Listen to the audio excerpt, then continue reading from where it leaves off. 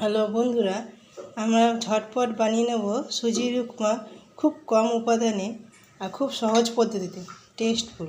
তার জন্য আমাদের লাগছে সুজি, পেঁয়াজ, বাদাম, জিরা, লঙ্কা কুচি, হলুদ, নুন এবং আলু কুচি।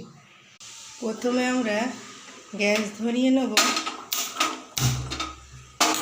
তারপর উপরে দিয়ে দেবো আমরা সুজিটা দিয়ে দিচ্ছি।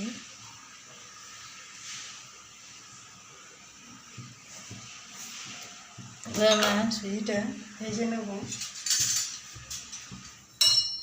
লাল করে।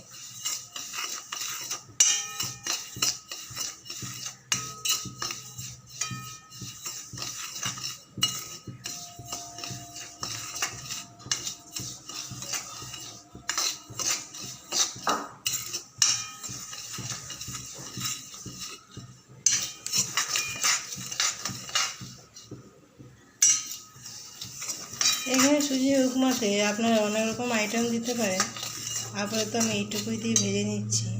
দেখুন বন্ধুরা, হালকা লাল হয়ে ভাজা হয়েছে। এবার আমরা একটি অন্য পাত্রে এটাকে তুলে, ঠিক আছে, আমরা একটুখানি ঘি দিয়ে দেবো, একটু ভালো লাগবে খেতে। তার সাথে দেবো একটু তেল। ঘিটা গরম হয়ে এসছে, এবার আমরা দিয়ে দেবো তেল। আপনারা শুধু তেল বা শুধু ঘি দিয়েও করতে পারেন, কোনো অসুবিধা নেই।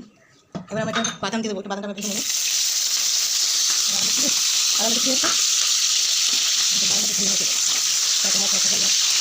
লাগে, বাদামটা দিয়ে উঠলে পরে ভালো লাগে। ভালো দেখতে দিয়ে দেবো।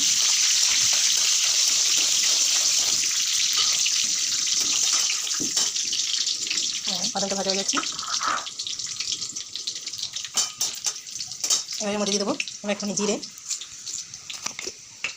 সামান্য পরিমাণে 8 চামচ মতো জিরে। তারপরে দিয়ে দেবো আমরা পেঁয়াজ, একটা পেঁয়াজ কেটেছিলাম, সেটা পুরোটা দিয়ে দেবো।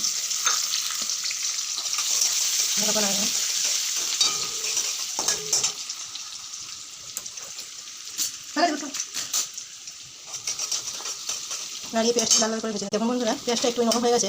এরপর আমি দিতে আলু, কুচিয়ে রাখা আলু।